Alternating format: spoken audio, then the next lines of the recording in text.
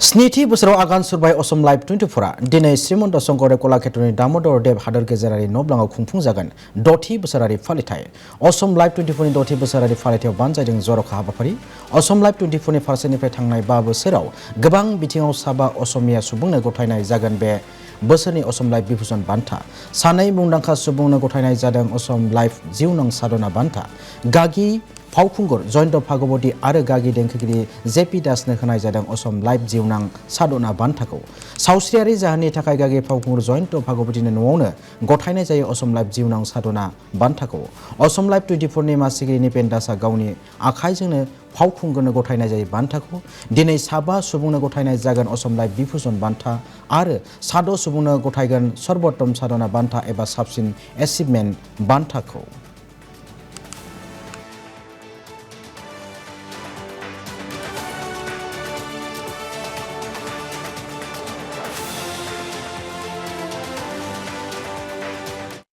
আমি অসম লাইভ 24ৰ তৰফৰ পৰা আজি এগৰাকী অতি মহান ব্যক্তিক আমি জীৱনজোৰা সাধনা বঁটা দিবলৈ পাই কৃতাৰ্থ হৈছোঁ আৰু দাদাৰ কথা কৈ থাকিলে শেষ নহ'ব তেখেতৰ নাম ঘৰীয়াৰ পৰা আদি কৰি আটাইকেইখন মই চিৰিয়েলে চাইছোঁ যথেষ্ট অভিজ্ঞ গুণী মানুহ আৰু সদায় অসমীয়া সমাজ জীৱনৰ লগত তেখেত জড়িত হৈ থাকে আৰু অসম লাইভ পৰিয়ালে সদায় দাদাৰ লগত থাকিব আৰু আমি আশা কৰিছোঁ দাদাই সুস্থ হৈ উঠক আৰু কাম কৰক আমাৰ সমাজৰ কাৰণে